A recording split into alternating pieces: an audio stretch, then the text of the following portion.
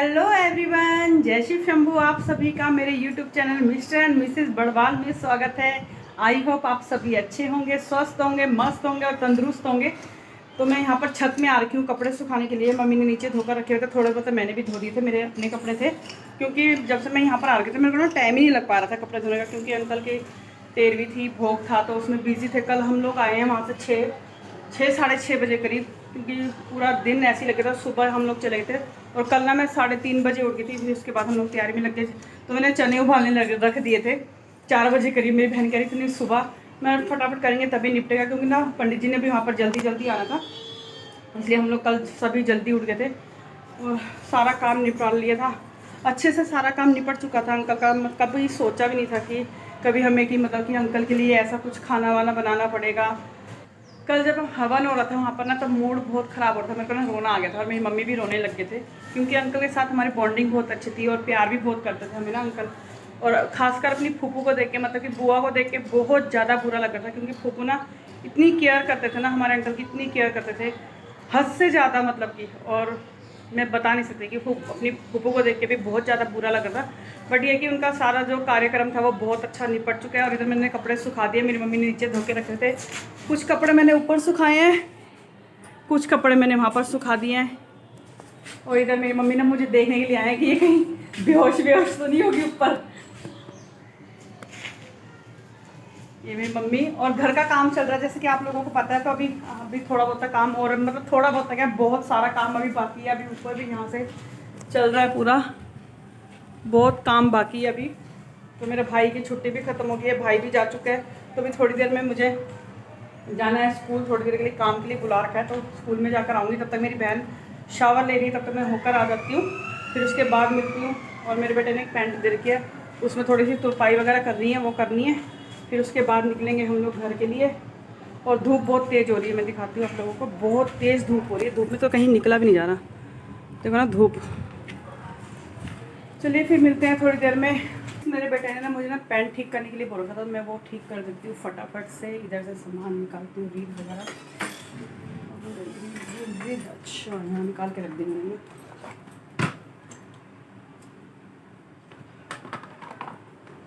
तो ये पैंट ठीक करनी है, नीचे से ये तुरपाई करनी है, तो कर देती हूँ। फिर से चलते हैं बाहर। फ्रेंड्स, हम लोग जा रहे हैं भैया के घर में, क्योंकि परसों भैया मिले थे, बोल रहे तुम लोग आते नहीं। अब हम लोग मारने जा रहे हैं छापा। तो इधर मैंने अपनी लूना स्टार्ट कर लिया है, बैठते हैं इसमें और चलते हैं। चलो ठीक है आंटी, नमस्ते। नमस्ते भाभी, फिर मिलते हैं, आना फिर। चलो कभी तुम भी देहरादून लगा लेंगे चक्कर में। वैसे तो भैया कितना बोलूँ, मत आना हाथ जोड़ के। चलो ठीक है आंटी, बाय, मिलते हैं। स्कूटी की चाबी ले ली? अरे नहीं, बना रखा वहीं पर ही खाना। मम्मी पहले ही बोल थे, कहाँ जा रहे हो, जल्दी आओ। दिमाग खराब हो रहा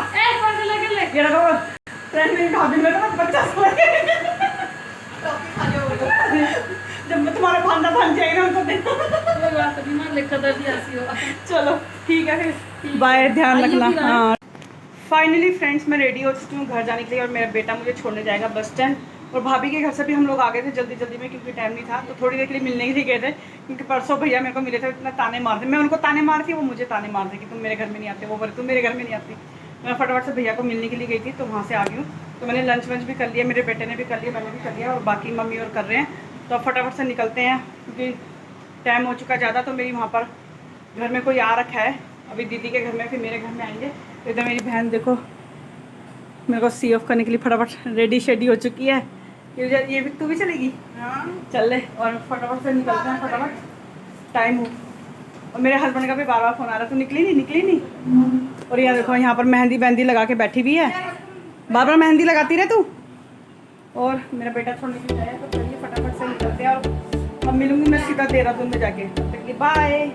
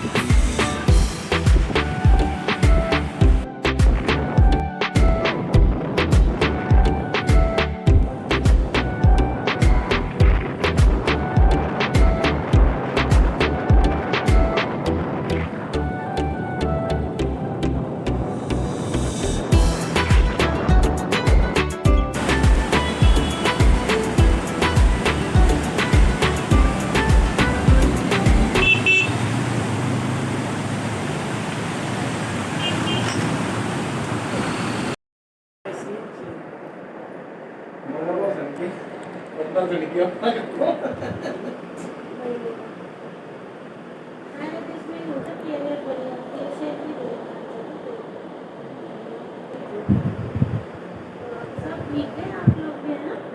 आर्मी में नौकरी छोड़ेगा अच्छा इंडियन आर्मी में सर 11-12 साल सर्विस छोड़ दिया मस्ती देगा अच्छा वहीं के सिटीजनशिप ले लिया गवर्नमेंट सब कुछ देती है और बच्चे की पढ़ाई लिखाई सब उसके बाद में बुढ़ापे पेंशन दवाई पानी सब के लिए 50,000 का कितना होता है 40-50,000 होता है घर बना लेते चले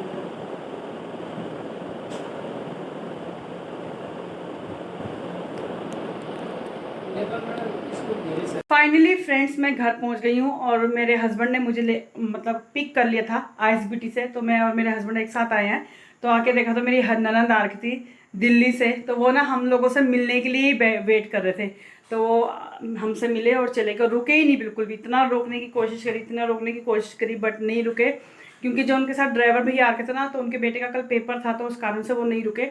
तो हमने इतनी कोशिश करी ना कि मैं क्या बताऊँ। और बच्चों का तो जाने का बिल्कुल भी मन ही नहीं था। जो मेरी भांजी रहती है ऊपर मुस्कान, उनका जो बेटी थी मेरी ननद की, उसके साथ घुल मिल चुकी थी। और छोटे वाला जो उनका बेटा है, उनका तो बिल्कुल मन ही नहीं करता। वो कह रहे कि भाई फूफा जी आप चले जाओ अपने बेटे को लेके, और हम लोग ना कल आ जाएंगे। तो उनका बिल्कुल मन नहीं था और हमारा भी भेजने का मन नहीं था, क्योंकि रात भी और थी। तो लास्ट टाइम में जाते हुए मेरा भांजा मुझे बोल रहे हैं कि यूट्यूबर माईजू बाय भाई, अगली बार आएंगे। मैं कहा हाँ फुर्सत से आना, फिर अच्छे से बैठेंगे, बातचीत करेंगे। तो थोड़ी देर ही हम लोग बैठे, आधा एक घंटा, और पुरानी बातें करी, पुरानी जो बातें थी याद करी, बहुत मिस करा। तो मैंने बोला भी कि रुक जाओ रुक जाओ, रुके ही नहीं। बहुत कोशिश करी रोकने की, रुके नहीं। तो जाते जाते जो वीडियो थी वो मैं शूट नहीं कर पाई, क्योंकि ना बारिश हो रही थी। तो मैं जल्दी जल्दी में फ़ोन ले जाना भूल गई थी, क्योंकि बारिश होने वाली थी। और इतना दूर का सफ़र भी हम लोग नहीं भेजना चाहते, पर उन्होंने बोला नहीं जाना है जाना है। तो वो लोग चले गए। तो मेरे हस्बैंड ने ना दाल वगैरह बनाई थी, तो मैंने सिर्फ आके राइस बनाए हैं बस। गर्मा गर्म बन चुके हैं राइस, तो अब खाएंगे। तो मैं एक ना सरप्राइज़ प्रैंक करने वाली हूँ अपने हस्बैंड और अपने बेटे के साथ। तो मैं आप लोगों को दिखाती हूँ। ये ठीक है, प्रैंक करने वाली हूँ कि मैं अपने हस्बैंड के लिए रिंग लेके आई हूँ। ठीक है, तो देखते हैं क्या उनका क्या रिएक्ट करते हैं, क्या बोलते हैं। चलिए देखते हैं।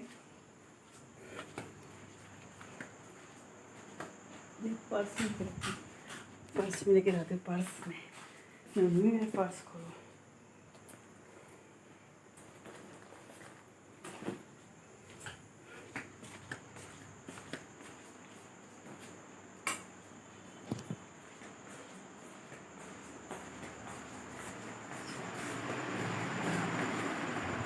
मेरे पर्स खोलते जा।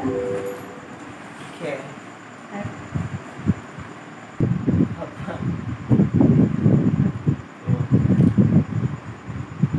देख लो भाई।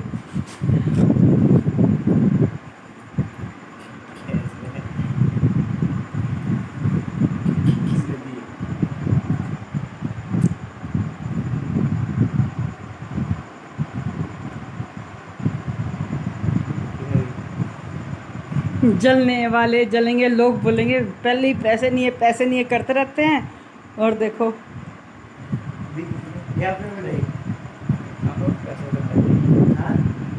आएगा भाई, दिन आएगा, आप चिंता कर रहे हो। कैसी लग रही है?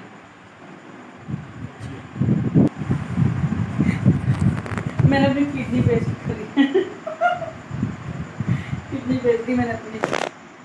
वैसे एक किडनी में इन्फेक्शन था, वो ठीक करी। दूसरी किडनी में इन्फेक्शन हुआ, वो ठीक करी। जो इन्फेक्शन वाली किडनी थी वो मैंने दान कर दी।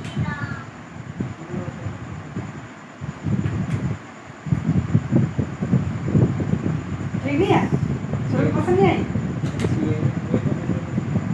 तो मैंने थी बोल तो थी आगे। किसकी कॉपी तोड़ूंगी?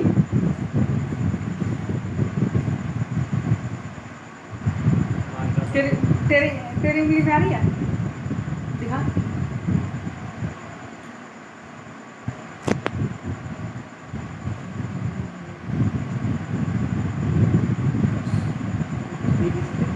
हैं? नहीं, कैसा लगा मेरा मजाक? मोए मोए मोए मोए। अरे फूफू के लिए कल के लिए कोका लेने के लिए जा रहे थे ना, तो मेरे को डिज़ाइन अच्छा लग रहा था। दोनों बच्चे ऐसे बेटे बाप बेटे ऐसे हो गए।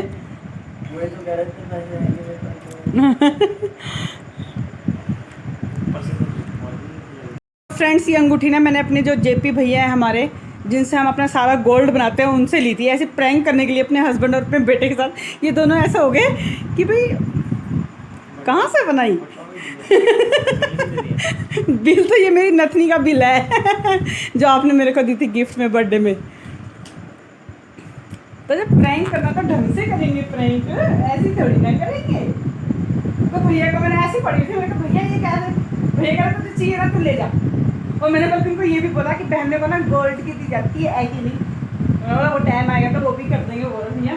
तो मैंने ना प्रैंक करने के लिए उठा ली ये रिंग, भैया ने उसके भी पैसे नहीं दिए।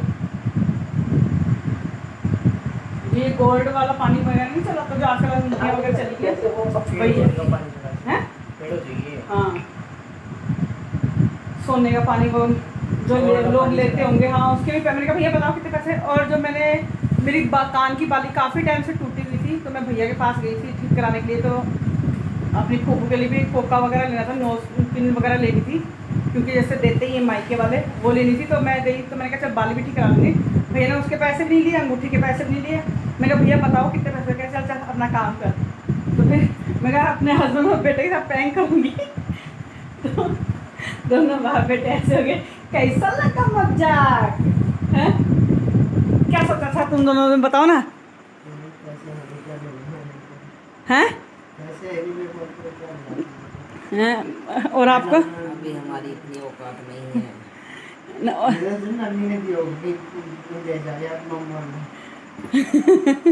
वो दे दी यार, बार बार देंगे क्या? नहीं, क्या बोलते कि ऐसा नहीं है। अभी थोड़ा हमारा टाइम थोड़ा नाजुक घड़ी में चल रहा है थोड़ा सा।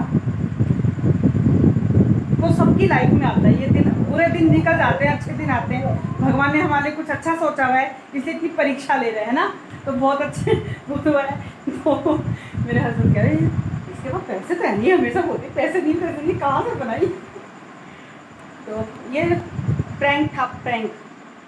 तो चलिए आज का सफ़र यहीं तक। मेरी ननद वगैरह भी चले गए हैं, तो बिल्कुल अच्छा नहीं लग रहा है। वो ऐसे बिना खाना खाए, हमने बोला भी इतना बैठो बैठो, आज इतने टाइम बाद आप आए हो, तो बोले नहीं नेक्स्ट टाइम आएंगे। तो मैं अपने जो भैया हैं, मतलब ननद के हस्बैंड, मैं इनको बोलती आने में तो 5 साल लगा दिए, अब अगले 10 साल बाद आना। अब फिर हंसने लगे। मैंने कहा एक बार आने में तो आपने 5 साल लगा दिया, अगली बार 10 साल लगाना। तो फिर मेरी ननद बोलने लगी भाभी आप लोग आना, भाऊजो आप लोग आना।